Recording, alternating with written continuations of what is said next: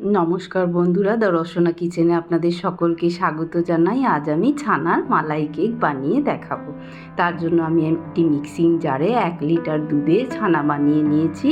সেই ছানাটা দিয়ে দেবো, আর দেবো তার মধ্যে 1/2 কাপ সুজি, আর দেবো 1 কাপ আগে থেকে জাল করা ঠান্ডা করে রাখা দুধ, আর দেবো 1/2 কাপ চিনি।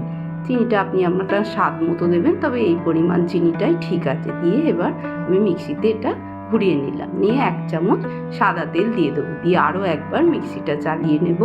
তারপরে এতে দিয়ে দেবো 1/2 গুঁড়ো এলাচের গুঁড়ো দিয়ে দেবো, দিয়ে ভালো করে এলাচের গুঁড়োটা মিশিয়ে নিয়ে তার মধ্যে দেবো আমি 1/2 চামচের একটু কম বেকিং পাউডার, আর দেব অল্প সামান্য তার থেকেও কম বেকিং সোডা, দিয়ে ভালো করে এগুলো পেস্টটা মিশিয়ে নেবো, নিয়ে রেখে দেবো। এবার আমি একটা কেক টিন নিয়েছি, তার মধ্যে আমি অয়েল ব্রাশ করে নেব। আপনারা এখানে যে কোনো বাটি নিতে পারেন। এই অয়েলটা ব্রাশ করে নেবার পর একটা বাটার পেপার গোল করে কেটে রেখেছি, সেটা এর মধ্যে বসিয়ে দেবো। এর জায়গায় আপনারা যে কোনো সাদা কাগজ দিতে পারেন বাটার পেপার না থাকলে। এবার আমি যে ব্যাটারটা বানিয়ে রেখেছি সেটা এর উপর দিয়ে আরও একটু তেল ব্রাশ করে দেবো, দিয়ে এবার আমি যে ব্যাটারটা বানিয়ে রেখেছি সেটা এর মধ্যে ঢেলে দেবো, কেক টিনের মধ্যে। খুব ভালোভাবে তেলটা ব্রাশ করে নিয়েছি, এবার ব্যাটারটা ঢেলে নেব।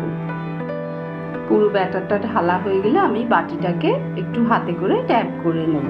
নিয়ে আমি একটা পাত্রে গ্যাসে জল বসিয়ে রেখেছিলাম, তারপর একটা স্ট্যান্ড দিয়ে আমি ব্যাটারটা কেকটা বসিয়ে দেবো, দিয়ে 20 মিনিট রাখবো মিডিয়াম ফ্লেমে। 20 মিনিট পর আমি একটু চেক করে নেব আমার কেকটা হয়ে গেছে কিনা। ছুরিতে কিছু লেগেনি, মানে হয়ে গেছে। আমি নামিয়ে ঠান্ডা করতে দিলাম।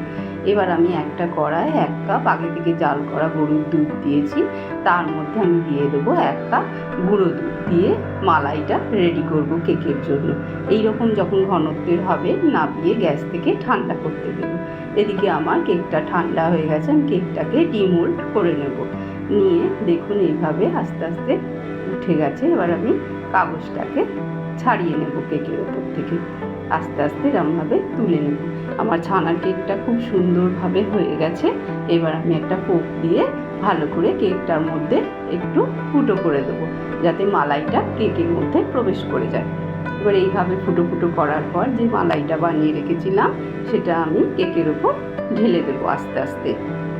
এইভাবে ছানার কেকটা বানিয়ে করে খাবেন বাড়িতে, খুব সুন্দর খেতে লাগবে আমি বলছি। আর আমার ভিডিওটা যদি ভালো লাগে লাইক করবেন, কমেন্ট করবেন, শেয়ার করবেন, আর চ্যানেলটাকে সাবস্ক্রাইব করে আমার পাশে থাকবেন। কিছু ড্রাই ফ্রুটস, পেস্তা, কাজু এইসব আমি গ্রেট করে রেখেছিলাম কুচো করে হাতে করে, সেইগুলো আমি এর উপরে ছড়িয়ে দিলাম। এটা অপশনাল, দেখতে ভালো লাগবে বলে দিয়েছি। এবার আমি ঠান্ডা করে ফ্রিজের মধ্যে 1/2 ঘন্টা পর কেটে কেকটাকে নিয়ে এসে আপনাদের সামনে দেখাচ্ছি। দেখুন পিস করে নিয়েছি, আর ফ্রিজে 1/2 ঘন্টা রেখে ঠান্ডা করে নিয়ে দেখুন নরম তুলতুলে ছানার কেক রেডি হয়ে গেছে। যারা আমার ভিডিওটা ফেসবুক থেকে দেখছেন, আমার পেজটাকে ফলো করে দেবেন। সকলে খুব ভালো থাকবেন, ধন্যবাদ।